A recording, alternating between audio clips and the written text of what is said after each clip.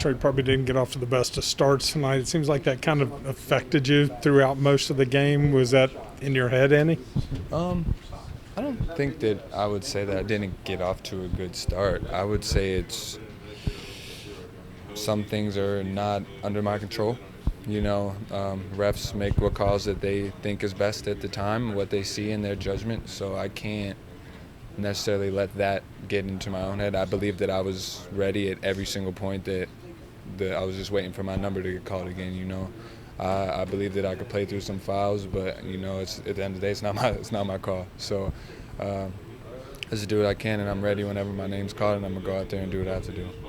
Defensively, Xavier obviously did really well. High ball screens, two-man game, keeping the ball in the middle of the floor and attacking.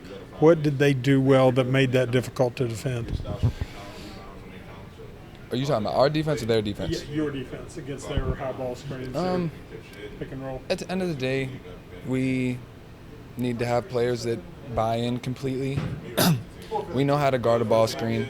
It's just a matter of putting the guy out there that is going to take that possession personally and stop the ball screen, So it's really just a matter of us executing and keeping the ball in front of us, not getting on the side of guys, how we keep doing. And, I think a lot of it is just we just have to play together.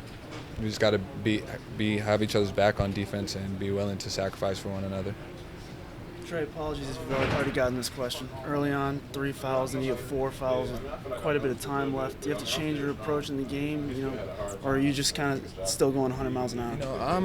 I'm always going to play my game regardless because a lot of the times those fouls that they call aren't even fouls on me. To be like there was the double foul they called.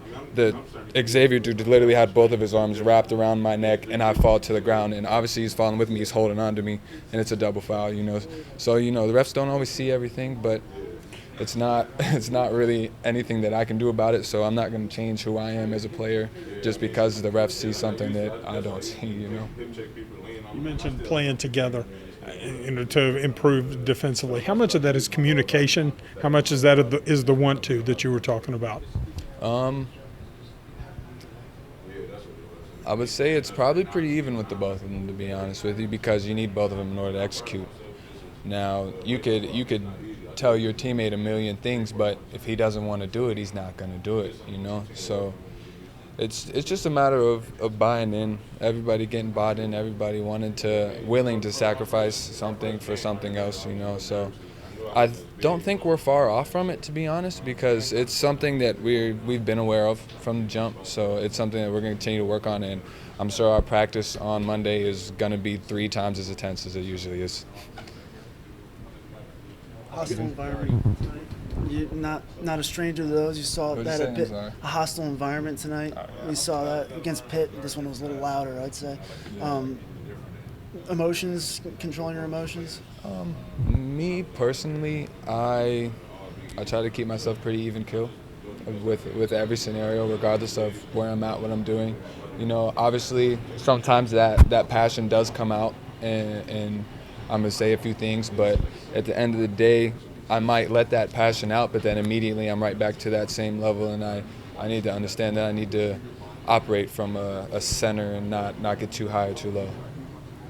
Tre, how different was this game from the Purdue game in the sense that you guys are trying to hold on to momentum, hold on to the lead, as opposed to trying to play from behind? How different were these 2 losses? One is, I would say, a little bit more of desperation coming from behind, where you're willing to take certain risks and try to make certain plays to get back into the game, whereas playing ahead, it's really just a matter of us executing and doing the right things in the right moments. That's clearly it's not what we did tonight. There was some possessions where, more than some, we just threw the ball straight out of bounds. We have to eliminate that completely. That's just us coming together, and it's kind of, again, a will versus a want. You have to want to execute offense the right way. You have to want to run your cuts hard. You have to want to get open, because at the end of the day, you come out with a lot of the things we had today, where a dude would pop up to get a pass. We would try to pass it in the team's hands right there, and they're going, going the other way with it. Excuse me. So it's really just a matter of will versus want. So we just got to get that corrected and find the guys that want to be bought in.